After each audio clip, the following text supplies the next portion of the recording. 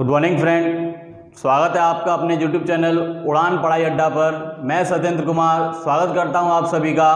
और आज हम जो है कि ज्योग्राफी की क्लास स्टार्ट करने जा रहे हैं और जिसमें कि हम बात करेंगे आपकी जलीय सीमाओं पर।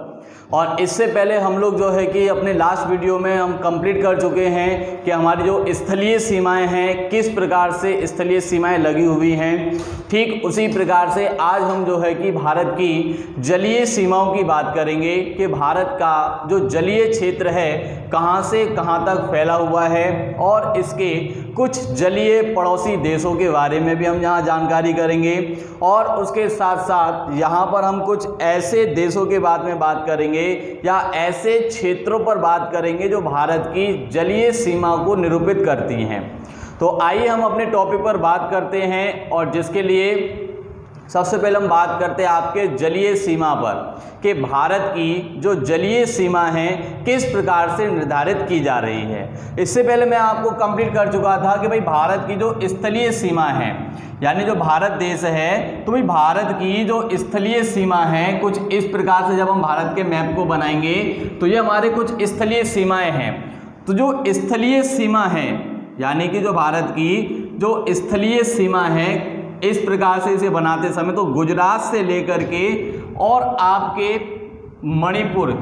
त्रिपुरा राज्य तक, यहाँ तक त्रिपुरा राज्य तक जो आपकी स्थलीय सीमा है इसे हम पूरा कंप्लीट कर चुके हैं। और किस प्रकार से इसे हम पूरी तरीके से कंप्लीट कर चुके हैं। और आज हम यहाँ बात करने वाले हैं आपके जलीय सीमाओं के पर। किस पर बात करेंगे? जलीय सीमाएं। तो जलीय सीमाएं कहां से प्रारंभ होगी हम उसी टॉपिक पर बात करेंगे।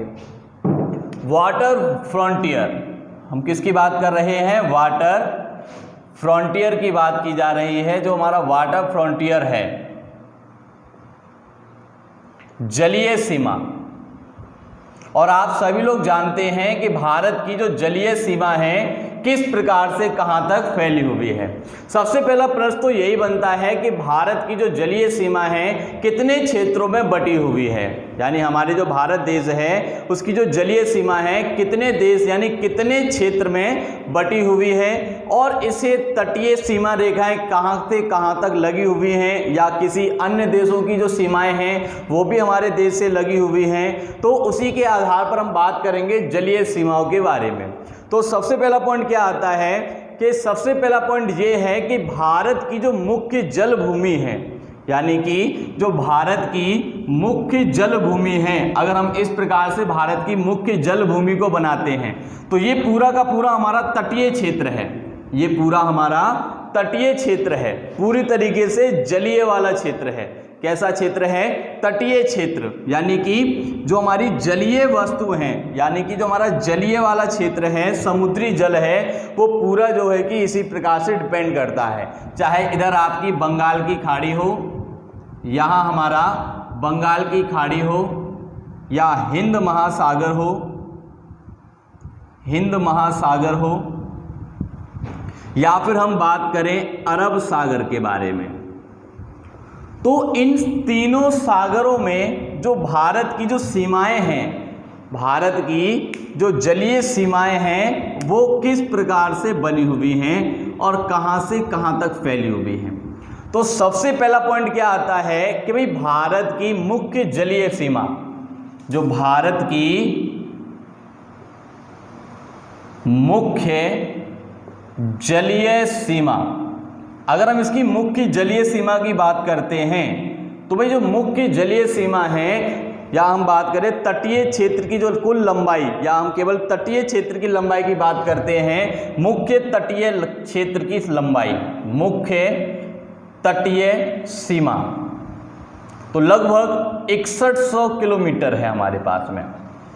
लगभग 6100 किलोमीटर है हमारे पास में। और इसके बाद जब हम आगे की ओर और बढ़ते हैं, जब हम लोग आगे की ओर बढ़ेंगे तो यहाँ पर कुछ और भी पॉइंट्स देखने को मिलेंगे। जैसे भारत की मुख्य द्वीपों की सीमा यानी भारत की मुख्य द्वीपीय सीमा, द्वीपों की सीमा, तो भाई वो हमारे पास कितना है? ये हमारे पास इतना मौजूद है। अब इसके बाद भी जब हम और आगे की बात करेंगे, कहने का मतलब क्या है कि भाई गुजरात राज्य से लेकर के, यानी कि यहाँ से लेकर के और इस प्रकार से जो हमारी तटीय सीमा जाती है कुछ इस प्रकार से भाई पश्चिम बंगाल तक पहुँचती है। ठीक, कहाँ तक पहुँचती है भाई? वेस्ट बंगाल तक पहुँचती है, वेस्ट बंगाल तक पहुँचती है। और यहाँ से भाई ये गुजरात, तो भाई गुजरात से लेकर के पश्चिम बंगाल तक जो हमारी सीमाएं पहुंचती हैं, तो इस सीमा को हम कहते हैं तटीय सीमा।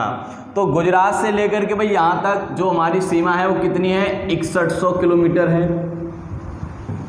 कितनी है हमारे पास? 6100 किलोमीटर है।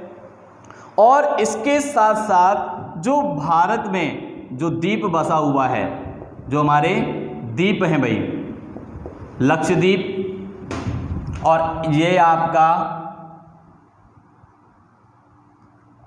अंडमान निकोबार, ठीक है, ये है आपका अंडमान निकोबार।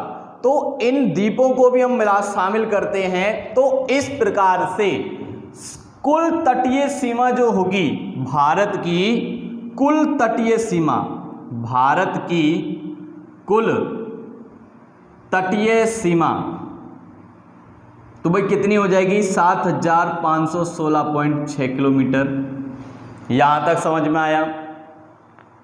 यानी कि ये भारत की तट रेखा है। क्या है?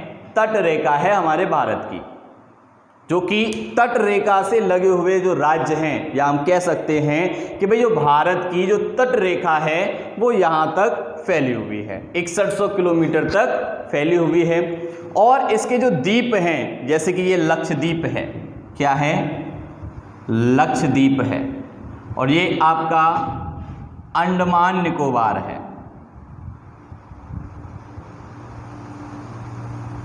ये आपका अंडमान निकोबार द्वीप समूह है।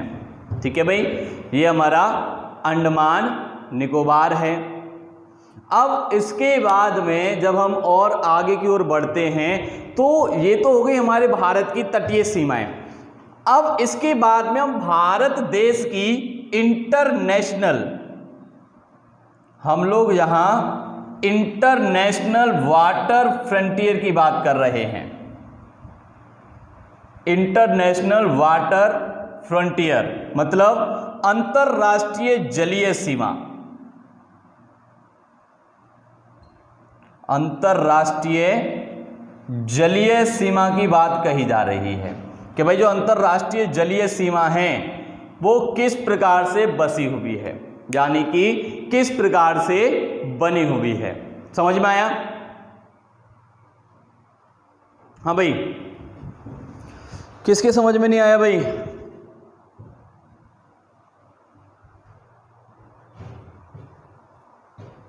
जैसे कि इंटरनेशनल वाटर फ्रंटियर, अंतरराष्ट्रीय जलीय सीमा की हम बात कर रहे हैं, तो भाई ये तो आपके समझ में आ गया है कि ये तो हो गई हमारे तटीय सीमा। अब इसकी जो अंतरराष्ट्रीय सीमा है, यानी कि हम किसकी बात कर रहे हैं? आपकी अंतरराष्ट्रीय सीमा की बात कही जा रही है इस प्रकार से। तो ये है आपकी तट रेखा। तो अंतरराष्ट्रीय सीमा को हम 3 पार्ट्स में डिवाइड करते हैं। ठीक है, कितने पार्ट्स में डिवाइड किया जा रहा है? 3 पार्ट्स में डिवाइड किया जा रहा है, 1 2 3। तो सबसे पहली जो सीमा है उसे हम कह रहे थे भाई टेरिटोरियल सी, यानी कि प्रादेशिक क्षेत्रीय सागर, प्रादेशिक जल सीमा कहें या प्रादेशिक या क्षेत्रीय सागर कहें। तो पहला क्या है?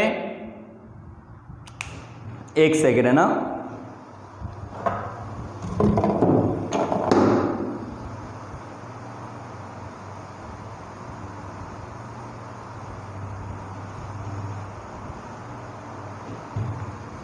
देखिए भाई समझने का काम कीजिएगा। तो जो अंतरराष्ट्रीय जलीय सीमा है उसे मैं 3 पार्ट्स में डिवाइड कर रहा हूं। पहला है प्रादेशिक जल सीमा,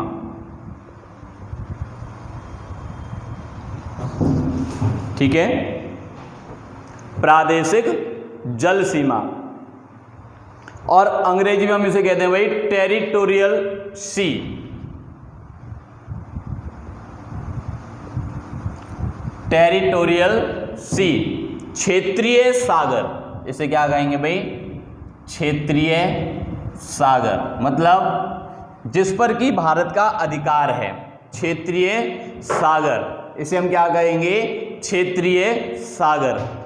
और जो दूसरी, यहां हम दूसरी क्षेत्र की अगर बात करें, ये हमारे इंटरनेशनल जलीय सीमा की बात कही जा रही है। किसकी बात हो रही है, इंटरनेशनल जलीय सीमा की बात कर रहे हैं हम लोग, संलग्न क्षेत्र की बात की जा रही है भाई, ठीक है। कंटीजियस सी की बात कर रहे हैं हम लोग यहां पर, समझ में आ गया। हिंदी में हम इसे कहते हैं भाई संलग्न क्षेत्र, और अंग्रेजी में से भाई कंटीजियस, कंट्रीजियस।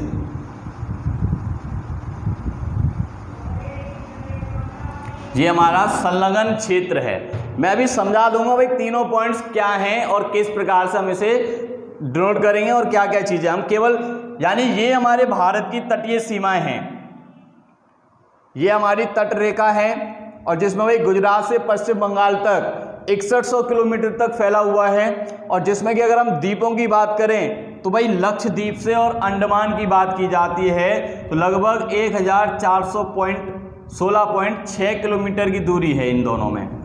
तो टोटल दूरी जब हम मिक्स करेंगे तो भाई टोटल दूरी जो निकल के आएगी हमारी 7516.6 किलोमीटर निकल के आएगी। ये हमारी कुल तटीय सीमा है,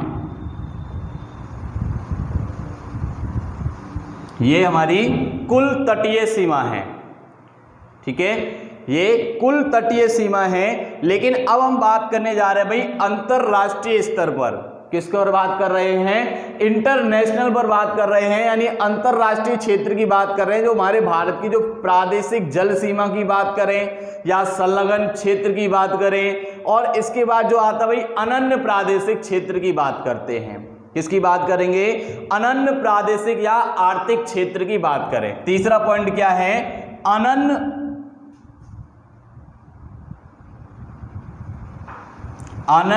आर्थिक क्षेत्र,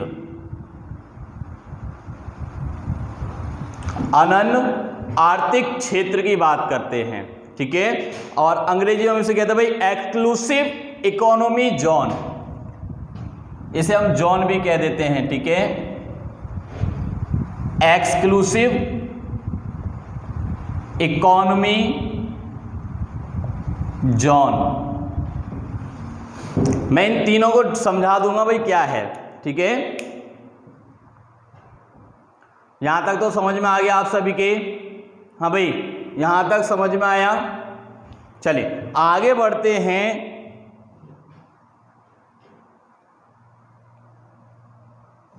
देखिए इस साइड देखिएगा आप लोग,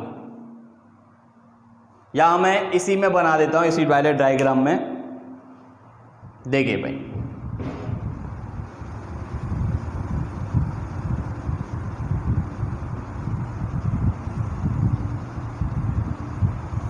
देखिए भाई ये हमारी तट रेखा है, ये क्या है, ये हमारी तट रेखा है, ठीक। अब इस तट रेखा से लगभग, यानी कि आधार रेखा से, किससे, आधार रेखा से, जो हमारी आधार रेखा है, क्या है, जो हमारी आधार रेखा है, तो इस आधार रेखा से 12 नॉटिकल मील, मतलब 12 समुद्री मील जब हम चलेंगे तो भाई ये हमारी प्रादेशिक सीमा कहलाती है भाई, टेरिटोरियल क्षेत्र कहा जाता है, इसे हम लोग टेरिटोरियल क्षेत्र कहते हैं। क्या कहते हैं, टेरिटोरियल क्षेत्र कहा जाता है। और इस समय पर, यानी कि ये भारत का पूर्ण अधिकार होता है, इस पर पूरा क्षेत्र अधिकार होता है, या हम कह सकते हैं कि भाई इस क्षेत्र पर, यानी कि यहां से यहां तक ये पूरा क्या है, अरब सागर है। और सेम बंगाल की खाड़ी में भी 12 नॉटिकल, और सेम हिंद महासागर में भी। तो भाई सागरों में ये पूरा डिपेंड करता है इस प्रकार से, पूरा डिपेंड जो है कि किस पर करेगा, हमारे सागरों पर डिपेंड करता है। तो ये 12 नॉटिकल मील जो है इसे हम कहते हैं भाई टेरिटोरियल सी, क्षेत्रीय सागर। मतलब इस वाले क्षेत्र में, ये वाला जो एरिया है, इस पूरे एरिया पर भारत का अधिकार है, पूरी तरीके से संपूर्ण अधिकार है भारत का। भारत का संपूर्ण अधिकार हमारे पास भारत का है भाई 12 नॉटिकल मील में। यहां तक समझ में आया? एक सेकेंड,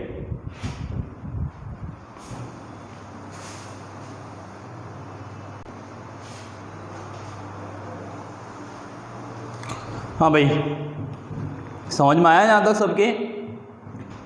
अब इससे आगे हम बात करेंगे भाई, मैं इसे रफ कर लेता हूं जिससे कि आप सबके समझ में आ जाए।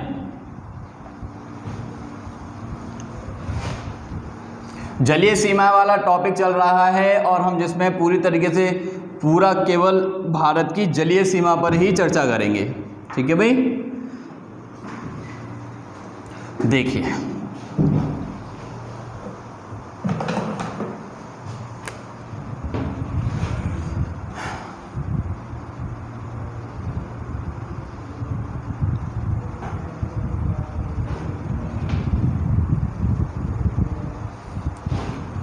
ये है हमारा तटीय क्षेत्र। अगर हम भारत के तटीय क्षेत्र की बात करेंगे तो कुछ इस प्रकार से हमारा तटीय क्षेत्र है, और जिसमें कि मैं आपसे सबसे पहले बात कर रहा हूं भाई, सबसे पहले जो हमारी अंतरराष्ट्रीय जलीय सीमा है,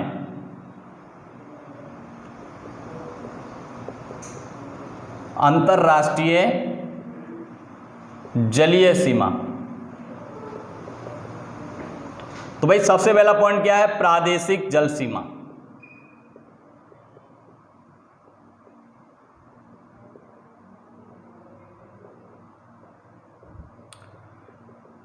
ठीक है, टेरिटोरियल सी, और जिसे हिंदी में कहा जाता है क्षेत्रीय सागर।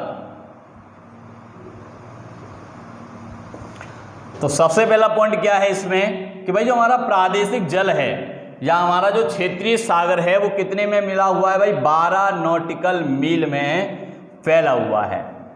कितने में फैला हुआ है? 12 नॉटिकल मील में फैला हुआ है। लगभग 1,98,334 वर्ग किलोमीटर में फैला है।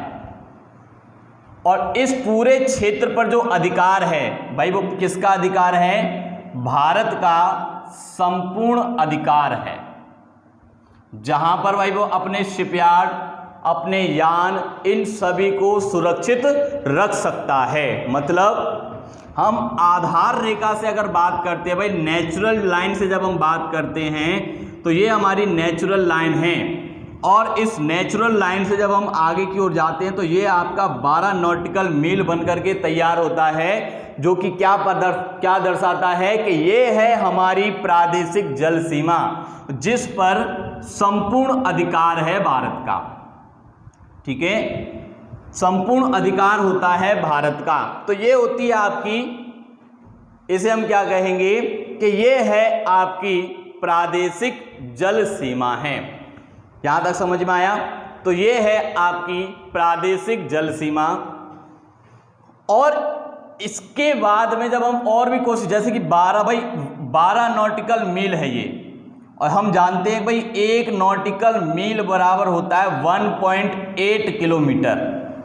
कितना होता है? 1.8 किलोमीटर होता है। तो ये हमने यहाँ पर स्क्वायर में बताया है भाई, ठीक है, वर्ग किलोमीटर में बताया है ये। ठीक है, तो 1.8 किलोमीटर।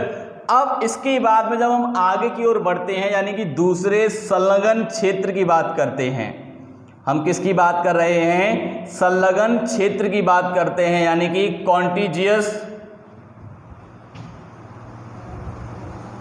ठीक है, कॉन्टिजियस जोन के बारे में हम बात करेंगे यहां पर।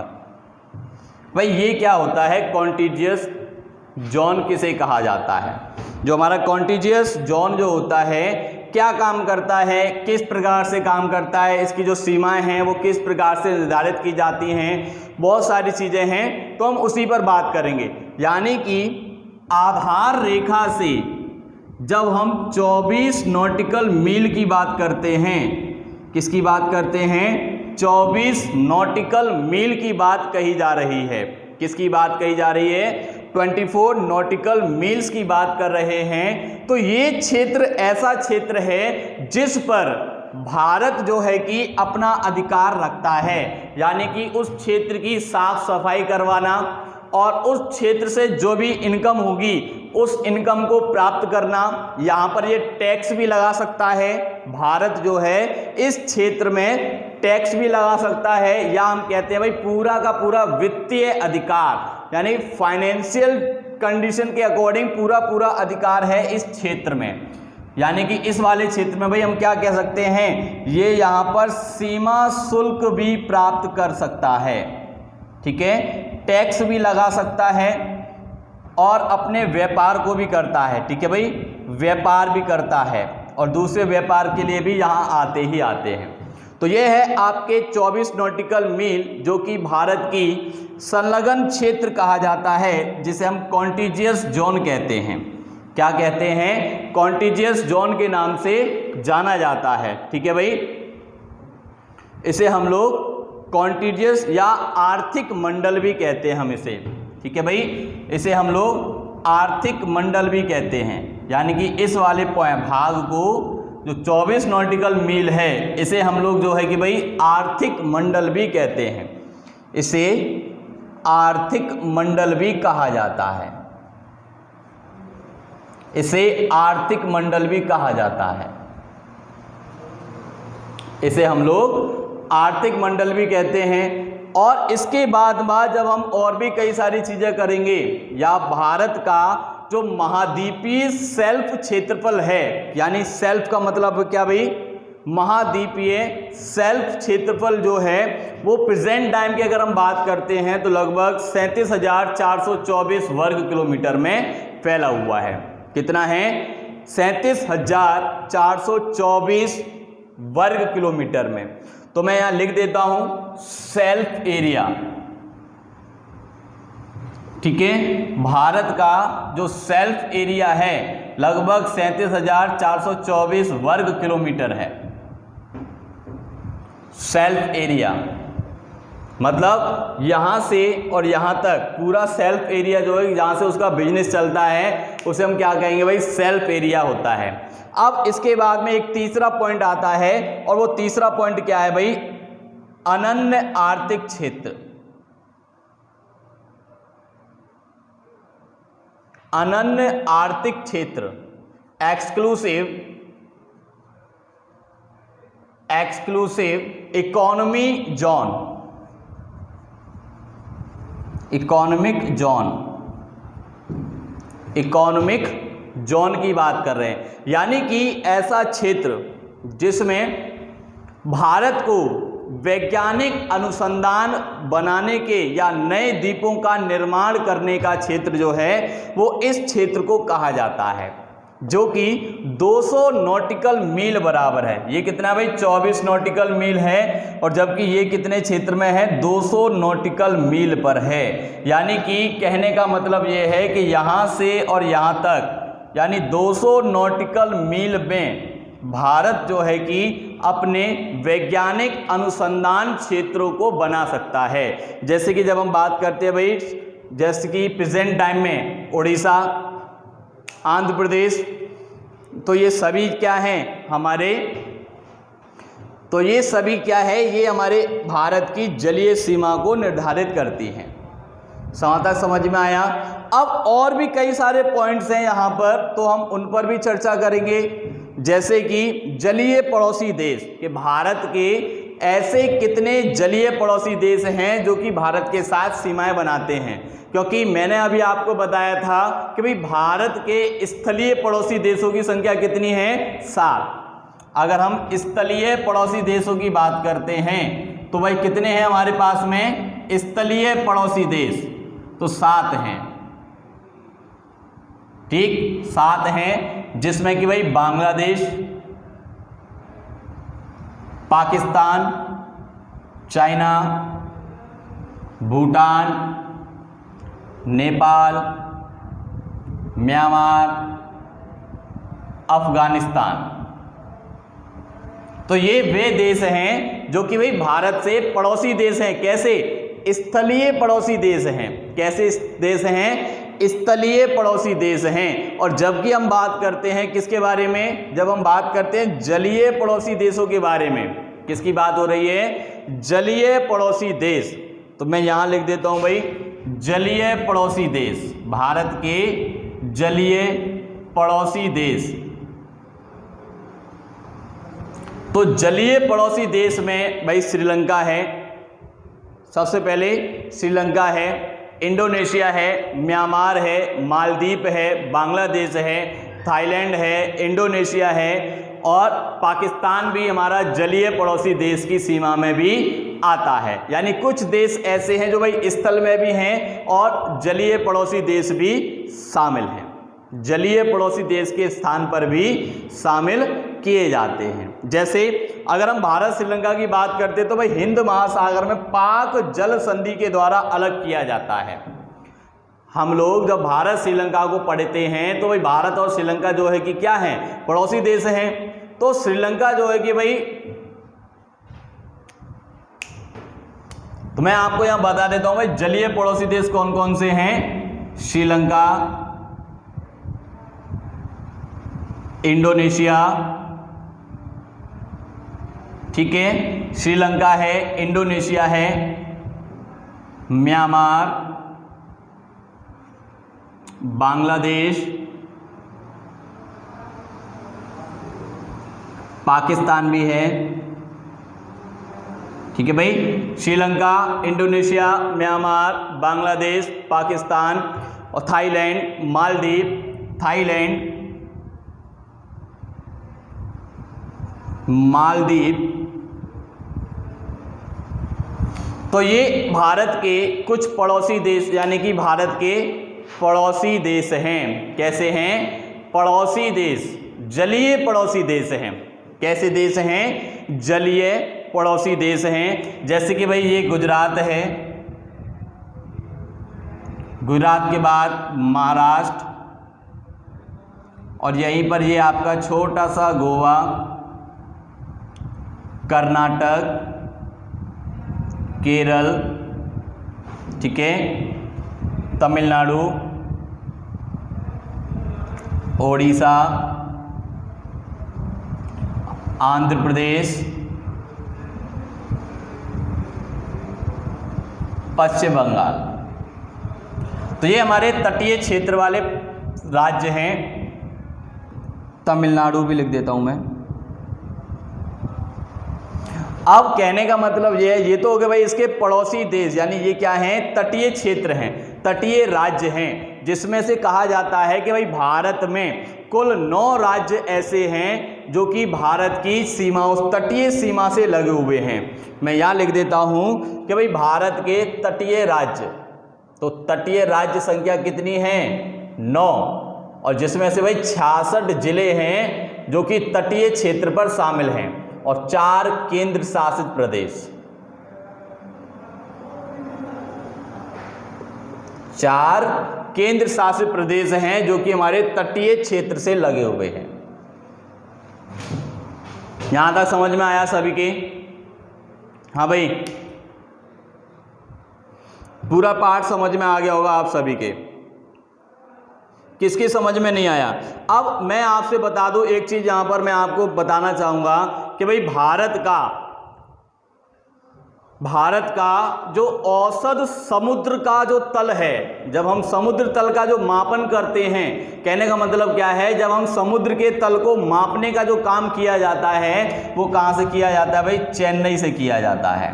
कहां से किया जाता है? चेन्नई से किया जाता है भाई समुद्र तल का मापन। औसत समुद्र तल मापन जो है कि हम कहां से करते हैं? चेन्नई से करते हैं। कहां से किया जाता है?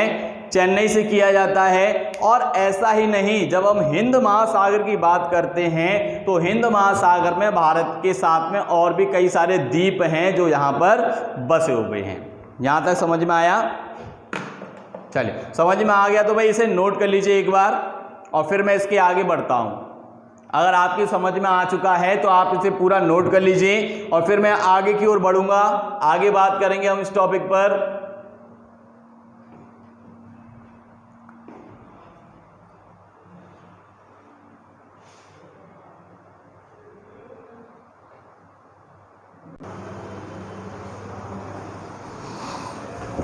चलिए भाई, इससे आगे की हम बात करेंगे। अब मैं इसे रफ कर देता हूं पूरा।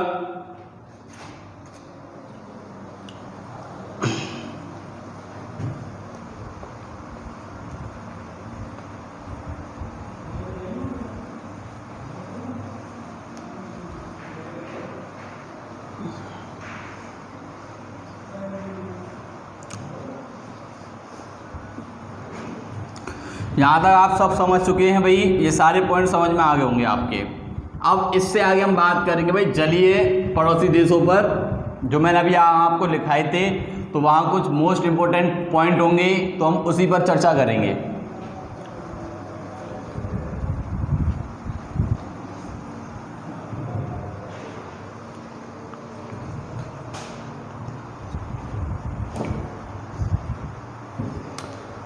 चलिए,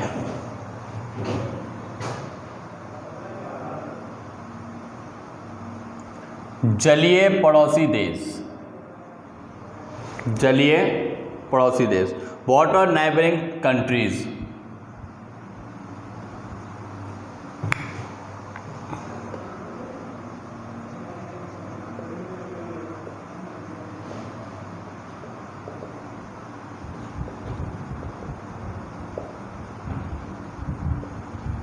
कंट्रीज, ठीक है। देखिए भाई, जैसा कि मैं आपको बता चुका हूं कि भाई भारत के कई सारे पड़ोसी देश हैं। जैसे कि हम श्रीलंका की बात करते हैं, तो भाई भारत और श्रीलंका की जब हम बात करते हैं तो भारत जो है कि हिंद महासागर में, यानी जो श्रीलंका है, जब हम श्रीलंका वाले पार्ट्स को कवर करेंगे, ठीक है भाई, हम किस वाले पार्ट्स को कवर कर रहे हैं यहाँ पर? श्रीलंका वाले पार्ट्स को कवर करेंगे। यानी कि ये आपका जो श्रीलंका वाला जो पार्ट है,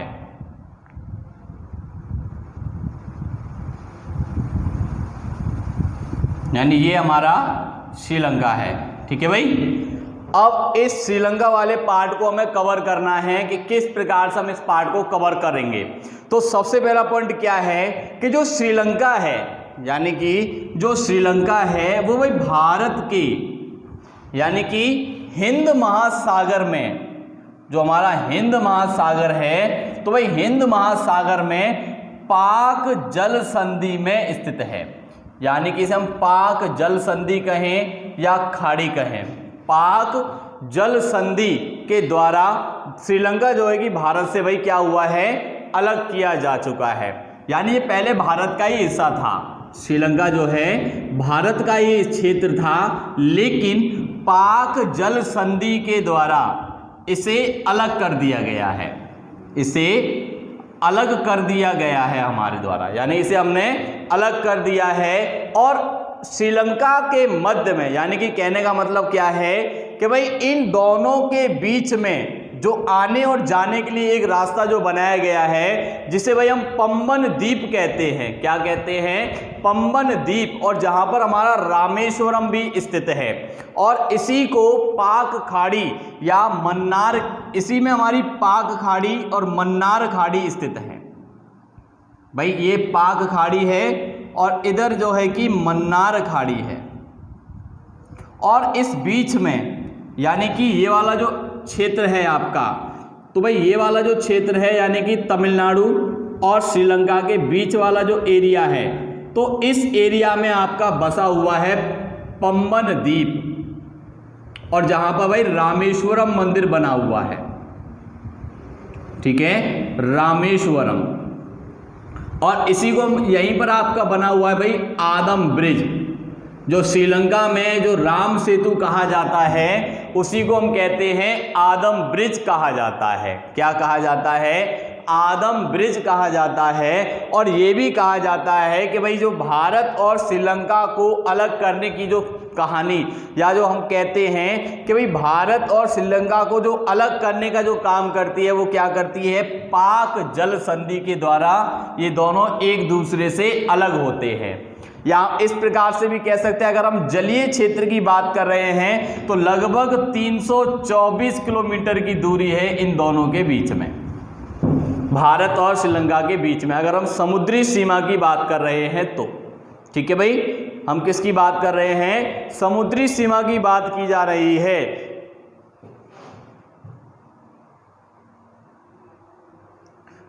समझ में आया? अच्छा, मेरा एक प्रश्न था, मैंने आपको स्टार्टिंग में बताने का कार्य किया था कि भाई भारत का मानचित्र सबसे पहले किसने बना करके तैयार किया? भारत का जो प्रथम मानचित्र था वो किसने बना करके तैयार किया?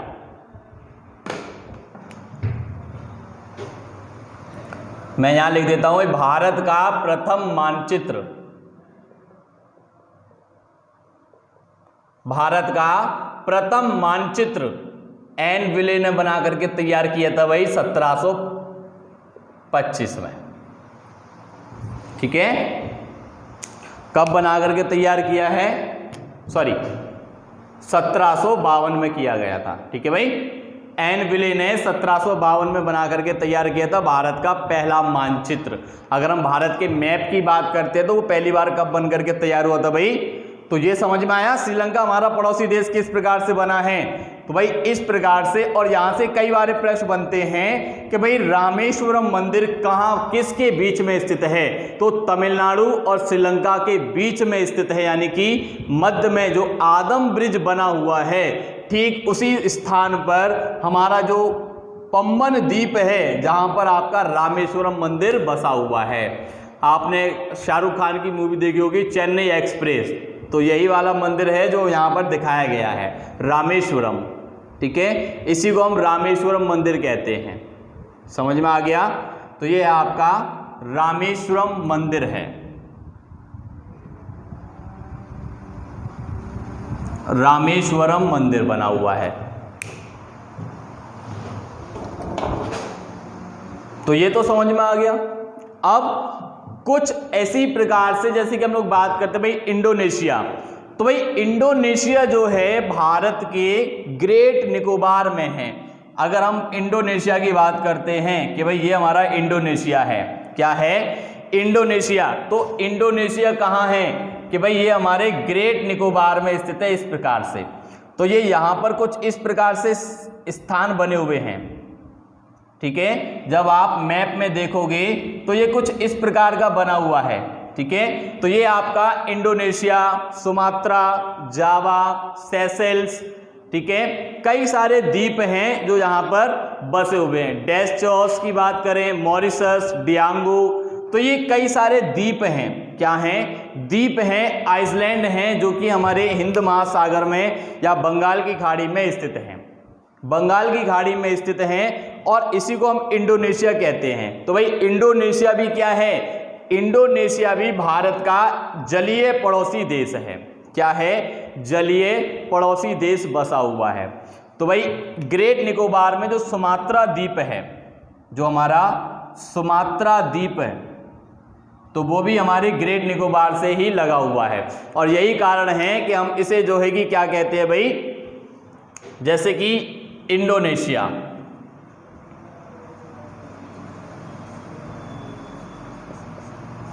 यहां तक समझ में आ गया होगा।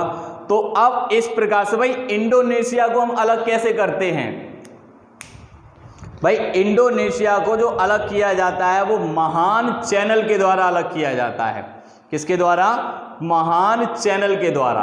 और ठीक इसी प्रकार से भाई जब हम बात करते हैं म्यांमार के बारे में, तो कोको द्वीप समूह और भारत का अंडमान निकोबार द्वीप समूह, अंडमान, तो ये दोनों जो है कि एक दूसरे को अलग कर देते हैं भाई। किससे? म्यांमार और भारत को अलग करने का काम करते हैं। तो कुछ चैनल्स हैं, कुछ और भी नाम हैं, वो मैं यहाँ आपको दिखा देता हूँ किस प्रकार से हम किस चैनल को क्या कहेंगे। ठीक है, चलिए तो यहाँ तक तो समझ में आ गया ना आपके। श्रीलंका है, इंडोनेशिया है, म्यांमार है, थाईलैंड है और भी कई सारे देश हैं जो कि भारत के पड़ोसी, जलीय पड़ोसी देश में आते हैं। किस में आते हैं? जलीय पड़ोसी देश में शामिल हैं। ठीक है, चलिए इस पॉइंट को नोट कर लीजिए भाई। भारत का प्रथम मानचित्र किसने बना करके तैयार किया? एन विले 1752 में।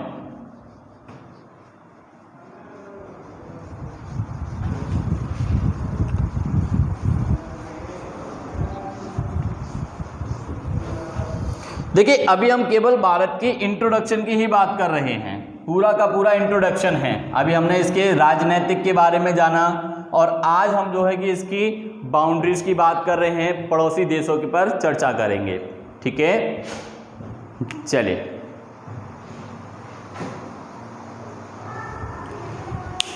यहां तक समझ में आया आप सभी के? हाँ भाई, किसके समझ में नहीं आया? अगर आप लोगों की समझ में आ चुका है तो हम आगे बढ़ते हैं। ठीक है भाई, चलिए तो मैं यहां आपको बता देता हूं भाई प्रमुख चैनल और जल अमृत। तो मैं सारे चैनल बता दूंगा, कौन सा चैनल किस प्रकार से कहां से अलग होगा। ठीक है, और जिसके लिए भाई हम लोग पूरा तरीके से मैप बना करके तैयार करना पड़ेगा। तो सबसे पहले हम लोग मैप बनाएंगे। ठीक है भाई, हम लोग मैप बनाएंगे आपके लिए।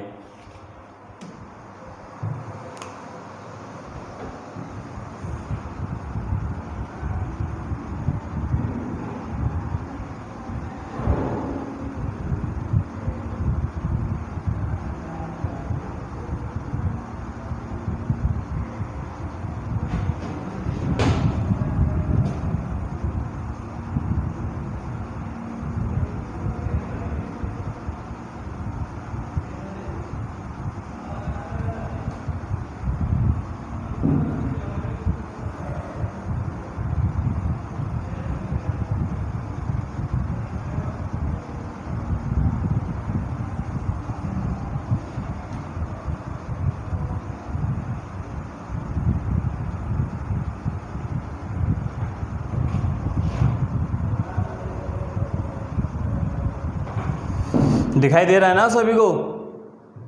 हाँ भाई, सबको दिख रहा है? चलिए, दिख रहा होगा सभी को।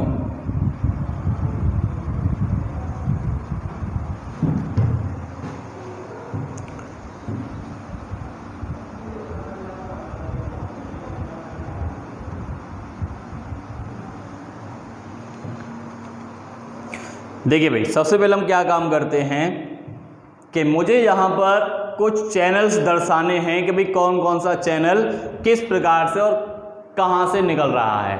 ठीक है, तो हम उसी बात पर बात करेंगे भाई। चैनल्स की बात हो रही है तो हम चैनल की ही बात करेंगे। ठीक है, चलिए तो सबसे पहले हम बात करते हैं भाई भारत प्रमुख चैनल, और या हम बात करें जल मध्य, जल अमृत। इसे हम क्या कहेंगे? जल अमृत कहा जाता है। जैसे कि भाई एक तरफ हम क्षेत्र का नाम लिखेंगे और मैं आपको बताता जाऊंगा, और दूसरी तरफ हम बात करेंगे भाई चैनल के बारे में। किसके बारे में हम बात करेंगे? चैनल के बारे में हम लोग बात करेंगे। तो सबसे पहला पॉइंट क्या आता है? लक्षद्वीप और मिनिकॉय के बारे में हम बात करते हैं, या इससे पहले हम बात करते हैं आपके मालदीव और मिनिकॉय के बारे में। ठीक है, तो भाई मालदीव व मिनिकॉय,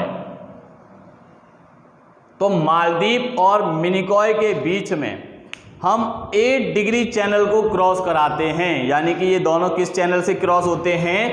8 डिग्री चैनल से क्रॉस होते हैं। 8 डिग्री चैनल से क्रॉस होंगे। अब इसके बाद में हम बात करते हैं भाई लक्षद्वीप और मिनिकॉय के बारे में। किसकी बात होगी? लक्षद्वीप और मिनिकॉय की बात करेंगे। तो ये है आपका 9 डिग्री चैनल पर क्रॉस किया जाता है। किस पर क्रॉस हो रहा है? 9 डिग्री चैनल पर हम इसे क्रॉस करेंगे और इसके बाद में जब हम आगे की ओर बात करेंगे भाई, किसकी बात करेंगे, आगे की ओर बात करते हैं, यानी कि हमारा जो 9 डिग्री चैनल है कहां पर बनेगा,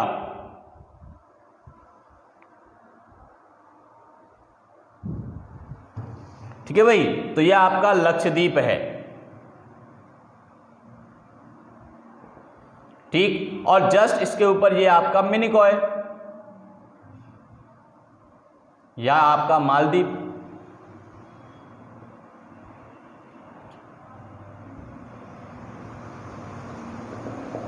तो इस प्रकार से ये अलग होते हैं चैनल, कुछ इस प्रकार से बने होंगे ये, ठीक है। ये हमारे चैनल होते हैं जो कुछ इस प्रकार के बने होते हैं, तो इसी को हम चैनल कहेंगे। तो ये भाई 9 डिग्री। अब इसके बाद हम बात करते हैं भाई अंडमान और ग्रेट निकोबार, अंडमान व ग्रेट निकोबार, तो 10 डिग्री चैनल को क्रॉस करते हैं। ये किसको क्रॉस करते हैं, 10 डिग्री चैनल को क्रॉस करने का काम करते हैं, ठीक है। यानी कि हम यहां पर अंडमान की बात कर रहे हैं और निकोबार की बात कर रहे हैं, अंडमान और निकोबार, क्योंकि ये दोनों अलग अलग हैं भाई। जैसे कि अगर हम यहां बात करते हैं इस प्रकार से, क्योंकि ये बंगाल की खाड़ी में हमारा अंडमान, ठीक है, और ग्रेट निकोबार बना हुआ है, तो भाई ये यहां पर जो लाइन है, इस लाइन को हम कहते हैं 10 डिग्री चैनल। इन दोनों को अलग कर रही है, ये क्या कर रही है, अलग करने का जो काम करती है उसी को कहा जाता है चैनल, 10 डिग्री चैनल। जैसे कि भाई लक्षद्वीप और मिनिकॉय को अलग कर रहा है, मालदीव और लक्षद्वीप को अलग कर रहा है। तो इस प्रकार से ये अलग अलग प्रकार के चैनल होंगे हमारे जो निरंतर काम करेंगे। समझ में आया? हाँ भाई, यहां तक समझ में आया या नहीं? अब इसके बाद में जैसे कि हम बात करते भाई कोको द्वीप, क्या है, कोको द्वीप और उत्तरी अंडमान, कोको द्वीप और उत्तरी अंडमान के बीच में काम करता भाई कोको चैनल। कौन काम करेगा? कोको चैनल कहें या हम इसे कोको स्ट्रेट भी कह सकते हैं, इसे हम लोग कोको स्ट्रेट भी कह सकते हैं। तो इस प्रकार से ये जो वर्क करने वाली जो चीज़ें हैं, तो ये होती हैं भाई हमारे चैनल्स होते हैं, जिसे कि हम चैनल कहा जाता है। यहां तक समझ में आया?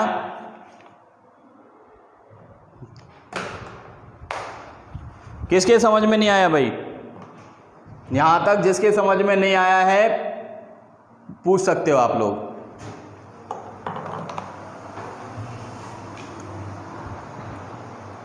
हाँ भाई, समझ चुके हो सभी लोग? चलिए,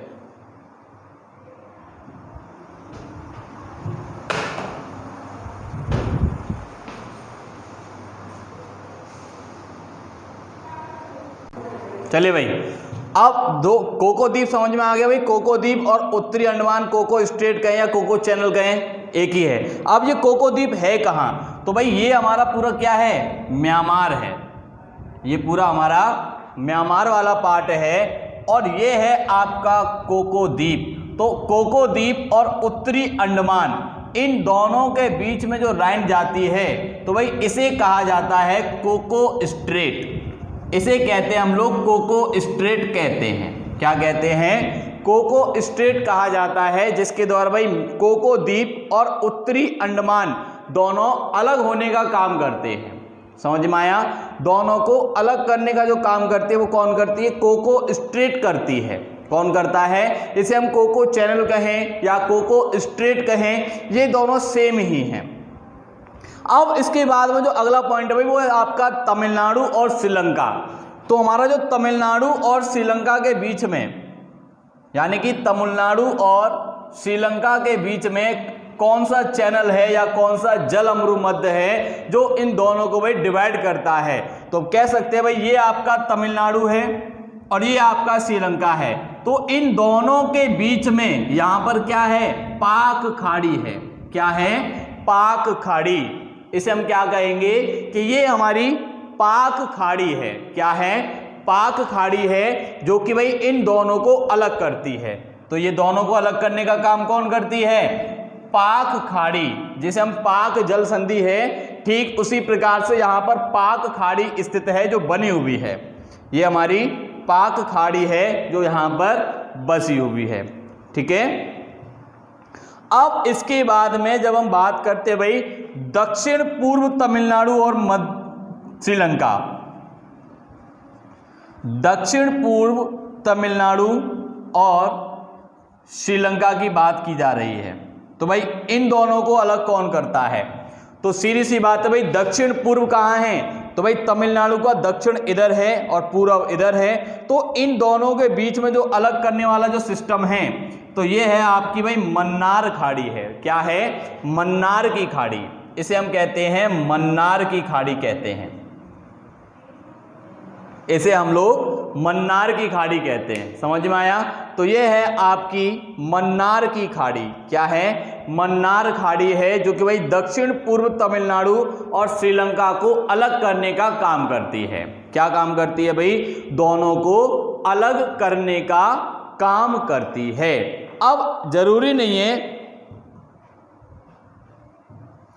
अब यहां पर इन दोनों को जो जोड़ने का काम करती है वो है भाई आपकी सेतु समुद्रम परियोजना।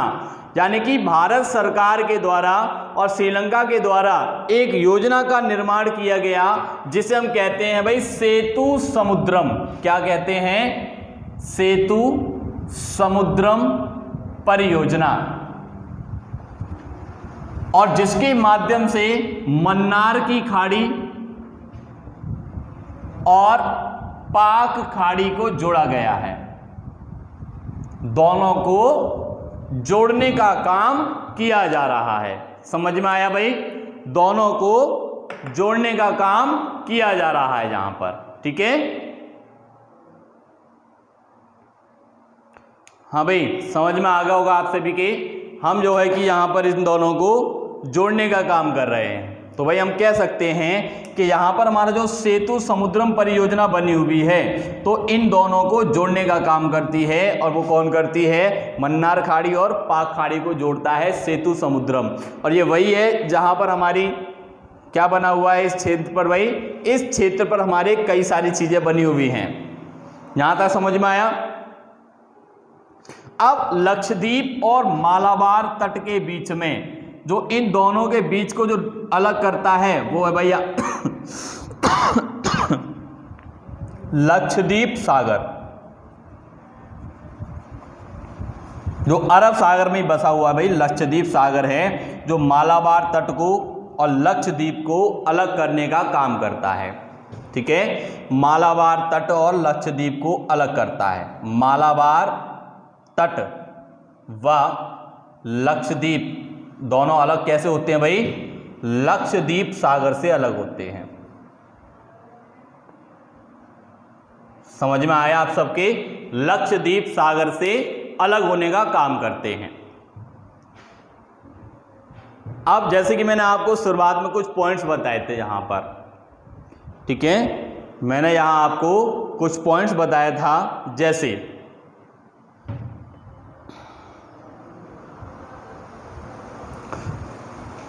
तो भाई आगे हम बात करेंगे इस टॉपिक पर। इसके जो कुछ पॉइंट्स हैं मैं आगे बता दूंगा कौन कौन से पॉइंट्स हैं और कहां कहां से सारी चीजें हैं। तो ठीक है भाई।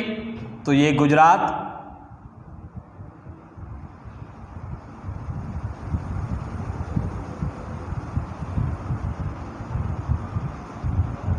मैं केवल नॉलेज के लिए लिख रहा हूं भाई ने। ठीक है। कई बार प्रश्न पूछा जाता है तो इस वजह से मैं इन्हें बार बार लिख देता हूं। कितने राज्य हैं? 9 राज्य हैं हमारे। उड़ीसा, आंध्र प्रदेश, पश्चिम बंगाल। तो भाई 9 राज्य, 66 जिले और 4 केंद्र शासित प्रदेश जो कि भारत की जलीय सीमाओं को स्पर्श करते हैं, जलीय सीमाओं से लगे हुए हैं। अब भाई यहाँ पर कोई पॉइंट रह गया हो आपका तो आप सभी लोग मुझसे कंफर्म कर सकते हो, पूछ सकते हैं। और जो भी हमारे चैनल पर नए हैं तो भाई चैनल को सब्सक्राइब करें, और जितने भी हमारे पुराने सब्सक्राइबर हैं, जो नए सब्सक्राइबर बनने वाले हैं, तो आप सभी को पता ही है कि हमारे चैनल का नाम उड़ान पढ़ाई अड्डा है। तो आपको भी भाई उड़ान पढ़ाई अड्डा पर ही आपको फोकस रखना है और स्टडी आपको इसी प्रकार से भाई उड़ान पढ़ाई अड्डा पर ही मिलेगी। तो आप सभी लोग बने रहिए साथ में, और कुछ समय बाद आपकी मैथ्स की क्लास स्टार्ट हो जाएगी भाई, तो सभी लोग साथ में बने रहिएगा। तब तक के लिए धन्यवाद, जय हिंद।